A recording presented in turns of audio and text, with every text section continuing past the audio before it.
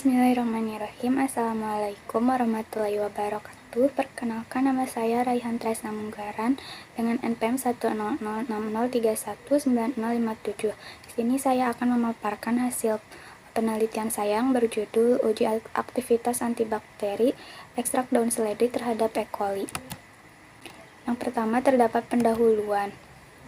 Diare merupakan salah satu penyakit infeksi saluran pencernaan yang dapat disebabkan oleh bakteri, salah satunya yaitu E. coli.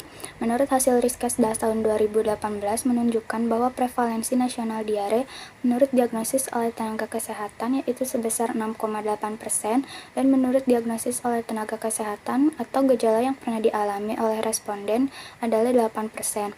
Salah satu penanganannya itu dapat dengan menggunakan antibiotik. Namun jika penggunaannya tidak sesuai atau tidak terkontrol, maka akan menyebabkan resistensi sehingga tidak menimbulkan efek terapeutik namun menghasilkan efek samping yang besar. Oleh karena itu, diperlukan adanya pengembangan baru yang akan menghasilkan efek terapeutik namun dengan efek samping yang kecil, salah satunya dengan menggunakan senyawa antibakteri yang terdapat di tanaman obat, salah satunya yaitu seledri. Pertama, ada rumusan masalah. 1. Apakah ekstrak daun seledri dapat menghambat pertumbuhan bakteri E. coli dan berapakah KHM ekstrak daun seledri dalam menghambat pertumbuhan bakteri E. coli? Tujuan penelitian yang pertama untuk mengetahui aktivitas antibakteri ekstrak daun seledri terhadap bakteri E. coli dan untuk mengetahui konsentrasi hambat minimum ekstrak daun seledri dalam menghambat pertumbuhan bakteri E. coli. Manfaatnya dapat memberikan informasi mengenai aktivitas antibakteri ekstrak daun seledri terhadap E. coli dan dapat memberikan peluang untuk terciptanya produk baru berupa obat antibiotik berbahan dasar ekstrak daun seledri. Lalu ada tinjauan pustaka. Seledri memiliki nama latin Apium graveolens L. Dalam seledri ini terkandung flavonoid, alkaloid, steroid, tanin, dan lain-lain. Bakteri yang digunakan yaitu E. coli, di mana E. coli ini merupakan bakteri gram negatif fakultatif anaerobik yang dapat disebarkan dengan cara kontak langsung dengan seseorang yang terinfeksi bakteri tersebut.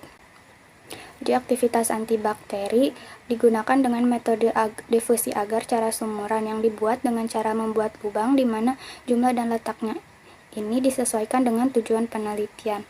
Hasil yang diperoleh ditandai dengan adanya area yang jernih jika terdapat pertumbuhan mikroba oleh agen antibakteri pada permukaan media agar.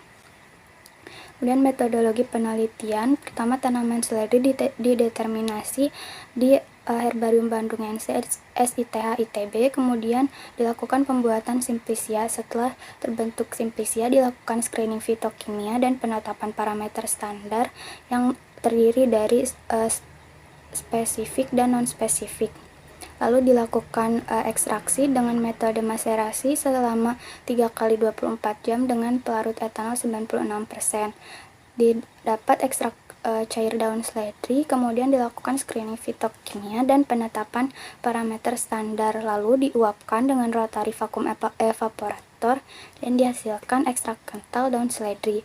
Lalu dilakukan uji aktivitas antibakteri dan dilakukan penentuan KHM terhadap E. coli. Hasil dan pembahasannya. Yang pertama, determinasi dan pengumpulan bahan. Pengumpulan bahan berasal dari Kampung Batu Kasur Ciwidey, terdapat sebanyak 15 kg. Berdasarkan hasil determinasi, dapat dipastikan bahwa tanaman yang digunakan yaitu Apium graveolens L. Pembuatan simplisia dari 15 kg seledri diperoleh simplisia sebanyak 571,18 gram. Penapisan fitokimia pada simplisia dan ekstrak seledri mengandung flavonoid, saponin, fenol, tanin, monoterpen dan sesquiterpen serta steroid dan triterpenoid. Lalu dilakukan penetapan parameter standar. Yang pertama, parameter spesifik terdiri dari uji identitas. Yang seledri memiliki daun berwarna hijau, bentuknya menyirip dengan panjang kurang lebih 3,1 cm dan lebar 2,4 cm. Batangnya berwarna hijau, berusuk memanjang dan memiliki rongga di dalamnya. Organoleptik. Simplisia daun seledri memiliki warna hijau tua, berasa pahit dan berbau khas, sedangkan ekstrak kental daun seledri berwarna hijau tua, kental, dan berbau khas. Selanjutnya, penetapan kadar sari larut air dan etanol. Simplicia seledri memiliki kadar sari larut air yang lebih tinggi. Artinya, pada Simplicia seledri mengandung senyawa yang bersifat polar lebih banyak, sehingga senyawa yang tertarik oleh air juga lebih banyak. Kemudian parameter non-spesifik. Yang pertama ada kadar air. Kadar air Simplicia seledri sebanyak 2%. Hal ini telah memenuhi syarat yang ditetapkan, yaitu kurang dari 10%. Jika lebih dari 10%, maka akan menyebabkan adanya proses enzimatik yang terdapat kerusakan akibat mikroba. Kemudian susut pengeringan. Hasil susut pengeringan lebih besar daripada hasil kadar air, yaitu sebesar 2,86%. Hal ini terjadi karena pada saat pengeringan yang menguap tidak hanya air saja, namun beserta senyawa lainnya yang bersifat volatil sehingga nilainya menjadi lebih besar dari kadar air. Lalu kadar abu total dan abu tidak larut asam. Hasil penetapan kadar abu total dari Simplicia seledri telah memenuhi syarat, sedangkan pada penetapan kadar abu tidak larut asam Simplicia seledri tidak memenuhi persyaratan dengan kadar 5,10%.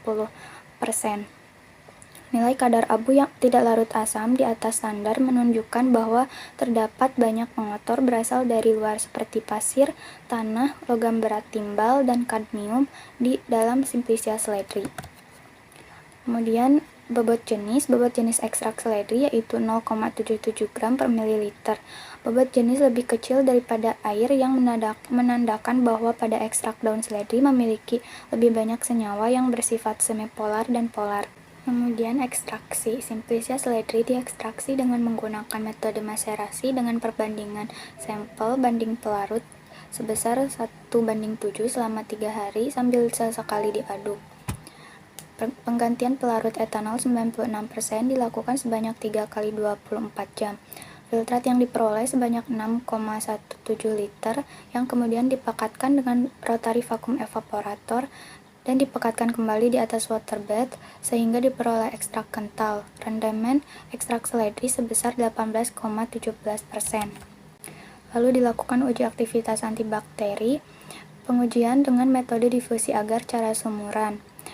Dari hasil penelitian diperoleh bahwa konsentrasi yang paling baik ditunjukkan pada konsentrasi 75% dengan rata-rata zona hambat sebesar 17,95% dan mulai memberikan aktivitas pada konsentrasi 15% dengan rata-rata zona hambat 6,7%. Penentuan konsentrasi hambat minimum dilakukan dengan konsentrasi ekstrak 11,25%, 12,5%, dan 13,75%, di mana hasilnya ini menunjukkan bahwa tidak adanya aktivitas antibakteri.